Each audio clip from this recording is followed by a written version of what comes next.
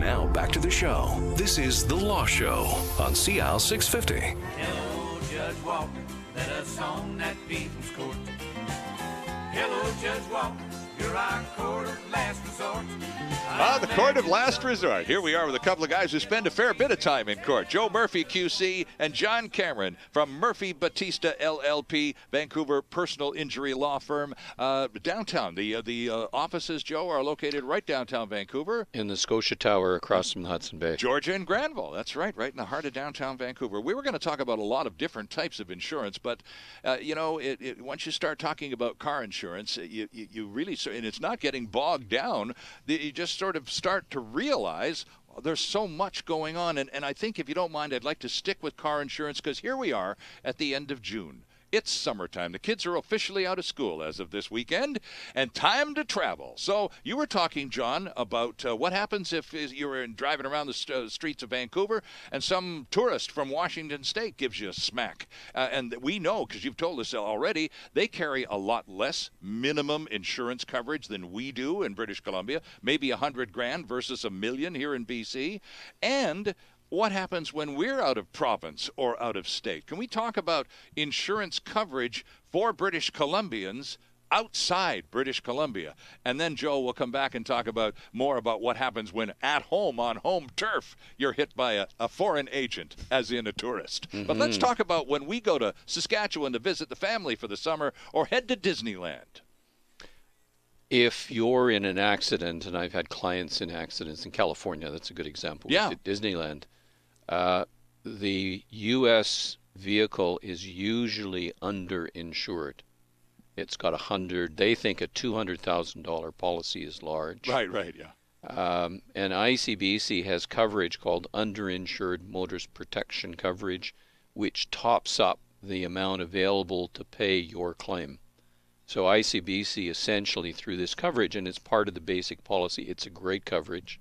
It says that if you're hurt by someone and they don't have enough insurance, we will use this coverage to top up what you can recover. Now, this is a rider. It's called UMP. UMP, Underinsured Motorist Protection. And how much does it cost a BC driver per year? The basic policy includes automatically UMP to $1 million. Okay. But Sterling, the $1 million is for all the insurance monies you recover.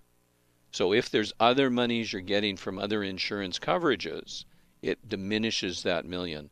The important thing for people to know is when they go to renew their insurance, that for another $24 a year, $2 a month, they can increase this UMP coverage from $1 million to $2 million for themselves, their family, and the people in their vehicle. Right. So $2 a month, and it's coverage that is so useful if something bad happens, particularly if you're going to be driving in the States, but there's so many American drivers that come up to British Columbia. Right. That's an added problem. So it works on both sides of the border, then, John. Yes. If you have this underinsured motorist coverage, or UMP, yes, then you can get the extra insurance value either being hit by someone here on home turf, or if you're down in the States. Exactly. And as Mr. Murphy says, it is excellent coverage to have, and to have that $1 million. If you can top it up to $2 million, it's even better. But that's the answer to your question. But what if a car from Seattle comes and rear ends me on Granville Street and it only has $50,000 coverage from the U.S.? What would happen? This UMP will kick in and be able to satisfy what would be the proper amount of your claim if your claim exceeded that. So UMP is an automatic minimum, Joe, but you're suggesting, and in fact you're recommending, because you've done so many times on this program, that people spend the extra $2 a month and check that box when you renew your insurance. Sterling, I deal with an insurance agent who automatically sells everyone who walks in the door the extra UMP coverage. Okay. They just know it's that good and that it's the best $24 you could spend because it's protecting you and your family and the passengers in your car. Okay. John, when you're traveling in the States, yes, and as many of us are likely to do, I'm going down to a couple of Mariners games and maybe even hit the Seahawks this season. When we go down there and an accident occurs to us down there, and we don't have, we're not local people. We don't know any lawyers. We may have some contacts back home. Is that still a good idea? Call Call your friends at Murphy Batista Sure. back in Vancouver and say, look, I'm at Disneyland and some clown just nailed me. What do I do now? Well, one of the good things about having been in the business as long as Joe Murphy has is that he has connections and knows good lawyers and all over the place. So certainly you could start by contacting our firm, and then we can put you in touch with someone who can help you in whatever jurisdiction you're going to need assistance in. And then when you come home, you will still be dealing with, you may have some access to ICBC as well for the no-fault benefits. Right. But the main, if there's ever a trial or the case goes anywhere, it will have to happen in the jurisdiction where your accident happened. Right. And across Canada, Joe, of course, you've done work in many courtrooms across the country, so your skills are more transferable across Canada rather than north-south, right? Yeah, I can do cases in any jurisdiction in Canada, but I don't think I have any authority to do a case in a jurisdiction in the States. With the claims, they have to be done in British Columbia. Okay, you got to come home and So resolve those. you got to come home to deal with the claim, and it's done in an arbitration process rather than in a courtroom. So it's like a courtroom, it's like a trial, but it's a little different and it's a little simpler. Okay. Is it a protracted process, or is it fairly quickly resolved? The part of the process, Sterling, that takes the longest is for what I call the dust to settle, for the people's injuries to either resolve or plateau, and for us, the lawyers, to understand what the long-term impact's going to be or might be. Right. That's what takes the longest. The actual process through the courts or through an arbitration doesn't take all that long compared to the need to let the dust settle and really understand it. With a child, that letting the dust settle can take a long, long time. The longest case I've done for a child was 18 years, from when I opened it until I finished it, because I know with a head injury or brain injury to a child, I've got to wait till the child's 18, 19, 20 before I understand what the long-term impact is. Right, and that's something, and I'm glad you opened that door, because it's something that, John, I don't think a lot of people understand. Usually, you go see a lawyer, you deal with the insurance company, Bob's your uncle, you get a check, or somebody gets mad, or you go to court and it's done.